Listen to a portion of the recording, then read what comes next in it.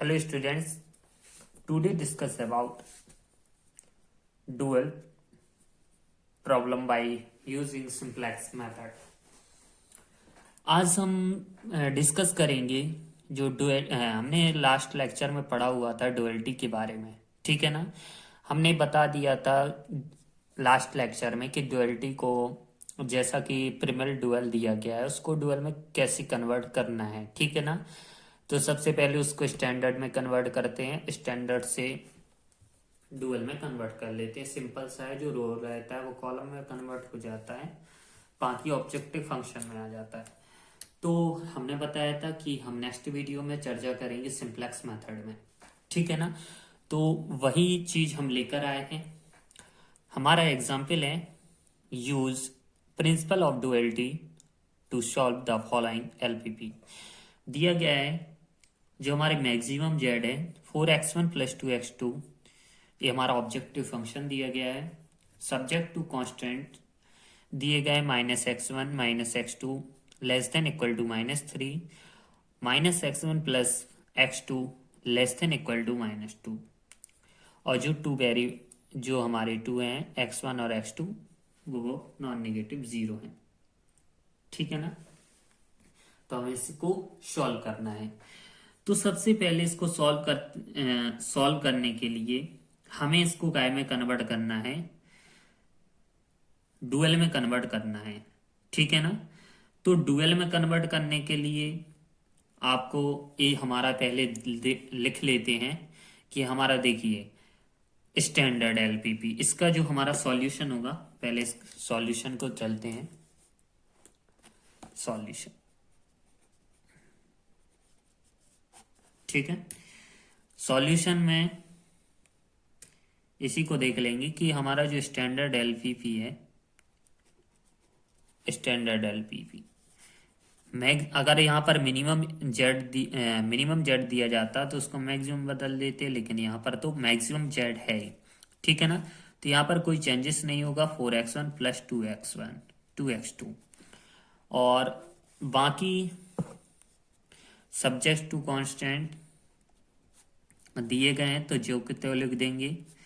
यहाँ पर मैक्सिमम है, हमने बताया था मैक्सिमम क्या होता है। ठीक है ना, हमेशा मैक्सिमम किस में आता है, <= जब स्टैंडर्ड का, इसमें कोई कुछ अभी यहाँ पर होना नहीं है। -x1 + x2 <= -2, और एंड लास्ट में लिख देंगे x1 x2 ये नॉन नेगेटिव 0। ठीक है ना, यहां तक तो क्लियर हो चुका होगा। अब क्या है कि हमने बताया था ये तुम्हारा प्रिमल है, अब इसको क्या है में कन्वर्ट करना है, डुअल में। तो इसका जो डुअल फॉर्म हम लिखते हैं, ठीक है ना, तो इसको करने के लिए हम क्या करते हैं, तुम्हारा जो मैक्सिमम ऑब्जेक्टिव फंक्शन बनेगा वो क्या बनेगा, मैक्सिमम जेड को किस में कन्वर्ट कर लेते हैं हम, मिनिमम।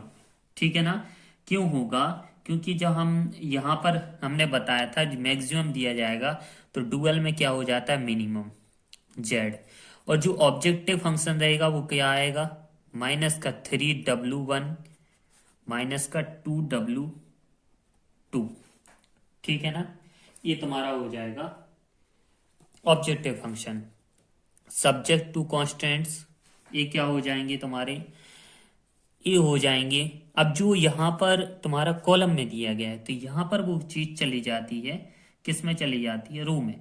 तो यहाँ पर क्या हो जाएगा, -w1 और -w2। ठीक है ना, यहाँ पर क्या होता है, लेस देन में, तो यहाँ पर क्या होगा, मिनिमम में, ग्रेटर देन में। अब जो 4 यहाँ पर कांस्टेंट है यहाँ पर इस साइड आ जाएगा। ठीक है ना, अब जो यहाँ पर इसका गुणांक कितना है, x2 का -1, तो माइनस का w1, x2 का कितना है, +1, तो कितना आ जाएगा, w2। ये तुम्हारा ग्रेटर देन इक्वल टू होगा किसके, 2 के।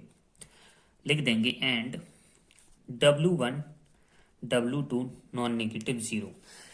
तो आपको ये सभी हमने लास्ट लेक्चर में भी कन्वर्ट करते हुए दिखा दिया था।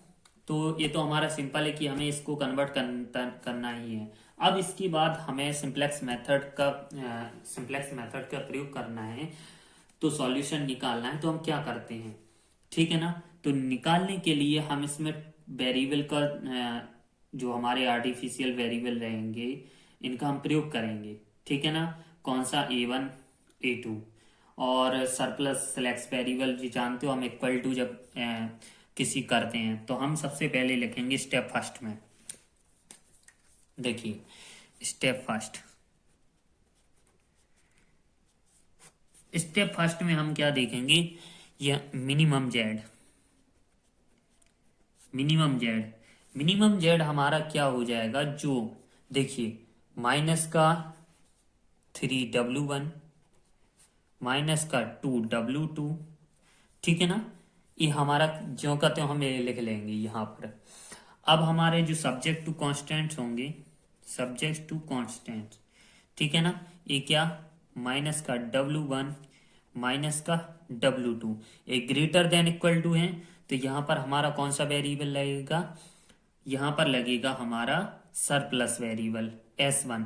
और जब माइनस का सरप्लस वेरिएबल होता है इसके साथ हम फिर एक आर्टिफिशियल वेरिएबल ले लेते हैं, तो हमने एक आर्टिफिशियल वेरिएबल ले लिया A1, ठीक है ना। ये हमारा इक्वल टू किसके है, 4 की। आई होप कि आपको बिल्कुल क्लियर तरीके से समझ में आ रहा होगा। अब जो हम सेकंड इक्वेशन लेते हैं क्या है हमारा, माइनस का W1 और इधर प्लस का W2। यहां पर हमारा सेकंड सरप्लस वेरिएबल लगेगा क्योंकि ये हमारा ग्रेटर देन है, ठीक है ना। अब ये निगेटिव है तो हमारा अगर हम S1 S2 की हमारी निगेटिव वैल्यू आएंगी, इसलिए हम इस यहाँ पर एक सेकंड ले लेते हैं आर्टिफिशियल वेरिएबल A2। ये हो जाएगा हमारे 2 के, लिख देंगे नीचे से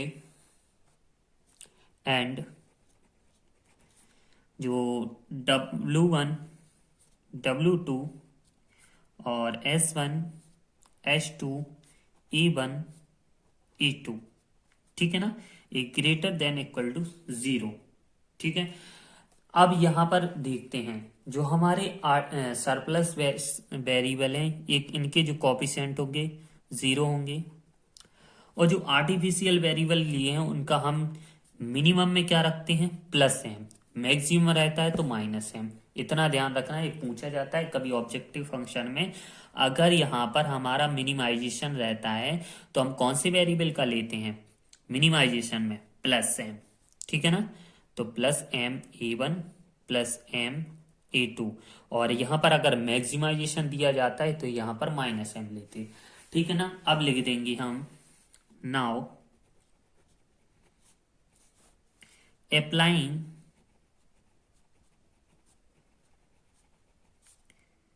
simplex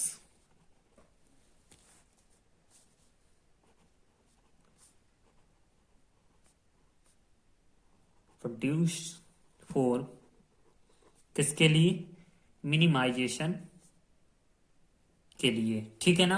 अब हम क्या करेंगे, इसको आगे सॉल्व करेंगे सेम वही सिंप्लेक्स टेबल की सहायता से जो हमने पिछले लेक्चरों में करते आए हैं। तो देखिए आगे हम इसकी टेबल को ड्रा करते हैं, तो चलिए इसकी हम टेबल को ड्रा कर लेते हैं। अब हमने टेबल को क्या कर लिया, ड्रा कर लिया, सेम जैसा कि हम पिछले में प्रयोग करते हैं। हमने काफी सवाल लगा लिए हैं सिंप्लेक्स मेथड के, तो सेम उसी भी हम विधि को, मेथड को अप्लाई करते चलेंगे, ठीक है ना। कुछ नहीं करना है, जो हमारे यहाँ पर इसके वेरिएबल रहेंगे, देखिए हमारे हमने बेसिक वेरिएबल कौन से आए, हमारे 2 आर्टिफिशियल वेरिएबल A1 और A2, ठीक है ना, उसको हमने यहाँ पर लिख लिया है। यहाँ पर A1 का जो हमने लिखा था, जो हमारे x भी दिए गए थे इधर, ठीक है ना। 1 मिनट हम बता देते हैं,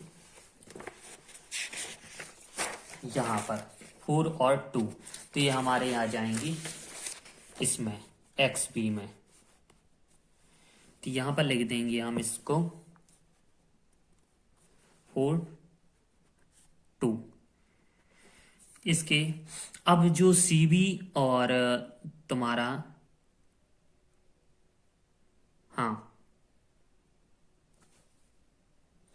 जो XB रहेंगी, XB हमारा इधर आएगा तो हम इधर लिख देंगे इसके 4 और 2, ठीक है ना। जो CB और CG रहेंगी ये हमारे बिल्कुल इसी के कांस्टेंट आएंगे। देखिए CG W1 का क्या है -3, इधर W2 का क्या है -2, S1 का 0 है, इसका 0 है, इसका M है और इसका भी M है।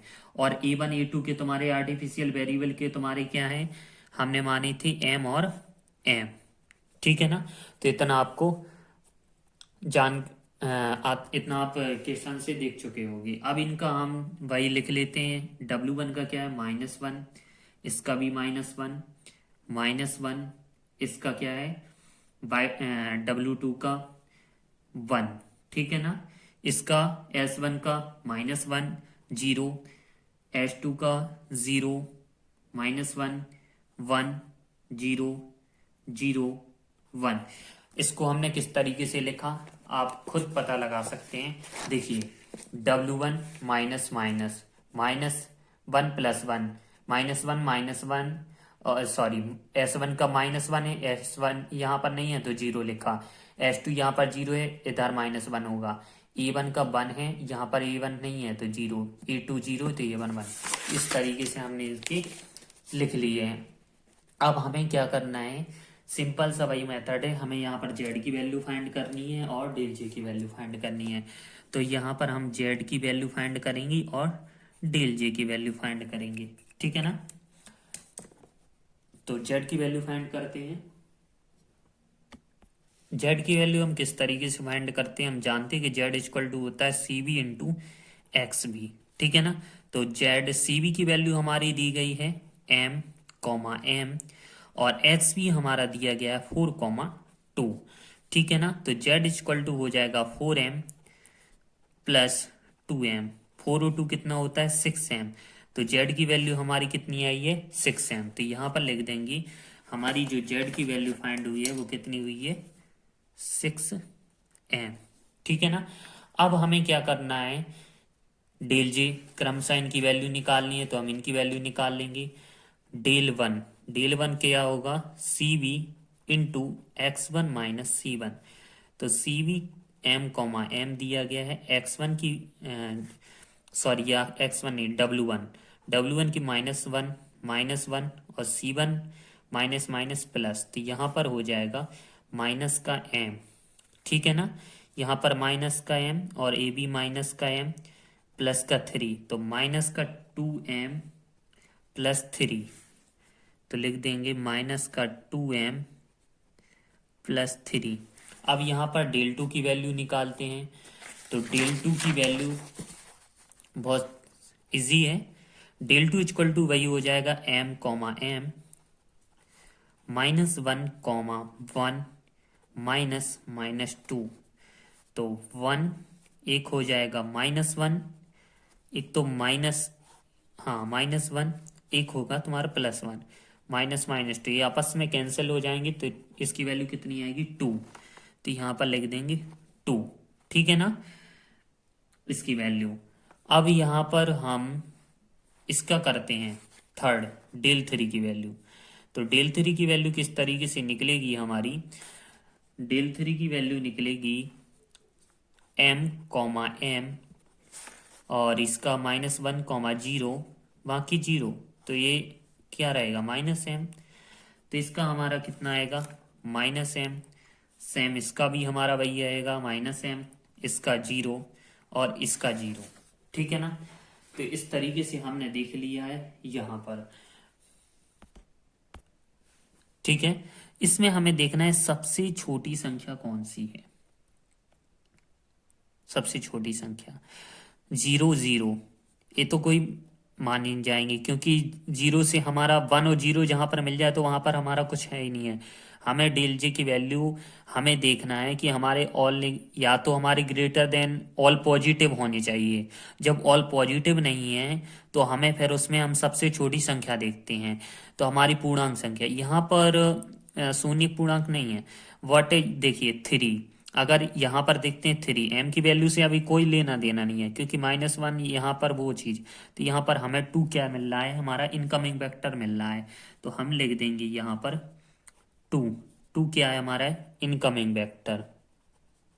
ठीक है ना। ये हो जाएगा इनकमिंग वेक्टर। अब हमें आउटगोइंग वेक्टर निकालना है। तो ये हमारी जो हमारा ये पोर्शन रहेगा देख रहे हो, तो ये हमारा पोर्शन क्या हो जाएगा इनकमिंग वेक्टर का। अब हमें इसमें आउटगोइंग वेक्टर निकालना है। तो आउटगोइंग वेक्टर आप जानते हो किस तरीके से मिनिमम रेशियो निकाला जाता है, एक्स वी अपॉन एक्स के की सहायता से। तो जो एक्स वी 4/-1, तो ये कितना निकलेगा -4, और 2/+1, तो ये कितना निकलेगा 2। तो यानी आप जानते हो -4 और 2, इसमें हमारी जो संख्या है यहाँ पर दिख रहा है 2, तो यहाँ पर 2 हमारा क्या हो जाएगा आउटगोइंग वेक्टर, यानी A2 हमारा क्या हो जाएगा आउटगोइंग वेक्टर। ठीक है ना। तो ये हमारा जो हमारी पूरे A2 रो रहेगी ये आउटगोइंग हो जाएगी। ठीक है ना। तो यहाँ पर हमें मिल गया है 1, यानी हमारा जो W2 कॉलम होगा ये हमारा की कॉलम होगा। ठीक है ना। तो इसके लिए हमें क्या करना पड़ता है, यहाँ पर तो 1 चाहिए, यहाँ पर 0 चाहिए होता है। तो हमें 0 करने के लिए हमें टेबल को इम्प्रूव करना पड़ेगा। तो चलिए हम टेबल को इम्प्रूव करते हैं और नेक्स्ट टेबल ड्रा करते हैं। अब हमने टेबल को ड्रा कर लिया है। हम यहाँ पर देखते हैं बेसिक वेरिएबल क्या थे हमारे A1 A2। तो A1 तो हमारा रहेगा ही, ठीक है ना। A1 हमारा रहेगा ही, तो A1 को हम लिख लेंगे। A1 का कॉफिशिएंट यहाँ पर CV क्या था M, और यहाँ पर हमारा जो XB था, अभी XB कुछ नहीं लिखेंगे। अब आउटगोइंग वेक्टर, लेकिन इनकमिंग वेक्टर हमारा क्या था W2। तो यहाँ पर हमारा A2 की जगह क्या आ जाएगा W2, तो W2 लिख लिया। और W2 का हमारा जो कांस्टेंट है क्या है -2, तो इसलिए हम यहाँ पर क्या लिख लेंगे -2। ठीक है ना। अब हमारे यहाँ पर तो हमें क्या चाहिए था 1 ही चाहिए था, बाई 2 जो W2 देखते हैं हमारे यहाँ पर 1 ही चाहिए था। तो हम सेम हूबहू इसको रो को लिख लेंगे क्यों कहते हो। तो क्या है हमारा 2 -1 1 0 -1 0 1, बट हमें यहाँ पर क्या चाहिए 0, तो हम इस रो को इसमें जोड़ देंगे।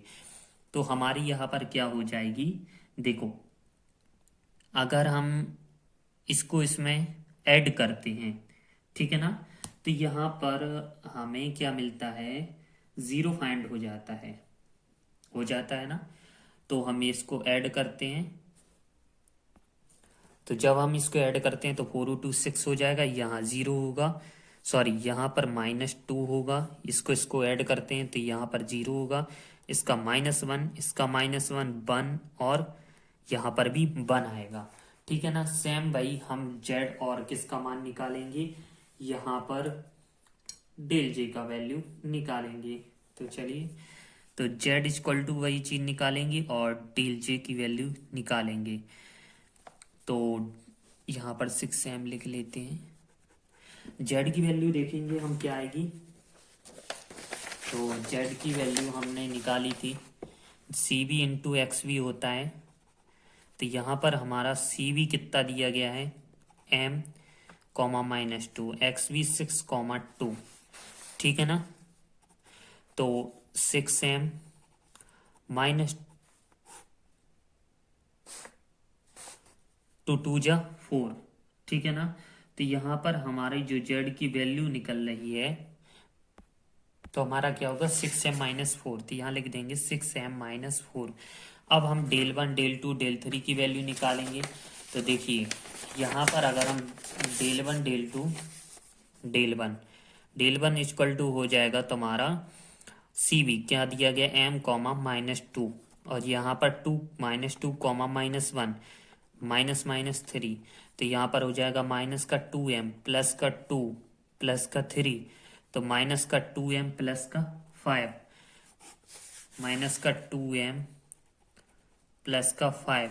यहाँ पर देखेंगे तो यहाँ पर हमें डेल 2 की वैल्यू मिलेगी कितनी, जब ये 0 हो जाएगा -2 होगा, माइनस माइनस प्लस, तो यहाँ पर 0, यहाँ पर निकालेंगे तो माइनस का m, यहाँ पर निकालेंगे तो 2 -m, और यहाँ पर निकालेंगे तो हमारी वैल्यू आएगी 0, यहाँ पर निकालेंगे तो माइनस का 2m माइनस का 2। तो आप इस देख रहे हो कि हमारी जो जेड और मिनिमाइजेशन जेड और डेल जे, इसकी वैल्यू हमारी नॉन नेगेटिव नहीं मिल रही है। तो हमारा इसके आगे अब हमें इसमें हम इनकमिंग वेक्टर फाइंड नहीं कर सकते हैं, क्योंकि हमारे यहाँ पर कोई एक पूर्णांक संख्या नहीं मिल रही है जिससे हम इनकमिंग वेक्टर निकाल सकें। तो हम लिख देंगे since all elements all del जे रो, जो रो डेल जे होगी वो या तो कैसी हैं, all del J row are positive हैं और जीरो हैं। फोर किसके लिए, मिनिमाइजेशन प्रॉब्लम के लिए, मिनिमाइजेशन प्रॉब्लम के लिए, ठीक है ना। तो लेकिन and the coefficient of M, the coefficient of M is non negative,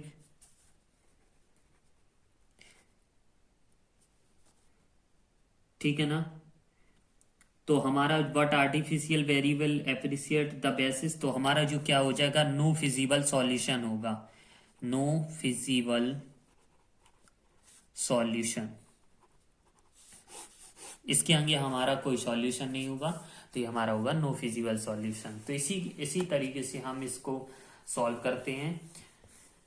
I hope कि आपको इस तरीके से अगर कोई मिल जाता है, अगर यहाँ पर हमें वैल्यू मिल जाती है तो हम लिख देते हैं फिर यहाँ पर W1 W2 की वैल्यू जो डुअल में निकाली है, और यहाँ पर अगर हमें कोई सॉल्यूशन नहीं होता है तो हम लिख देते हैं नो फिजिबल सॉल्यूशन।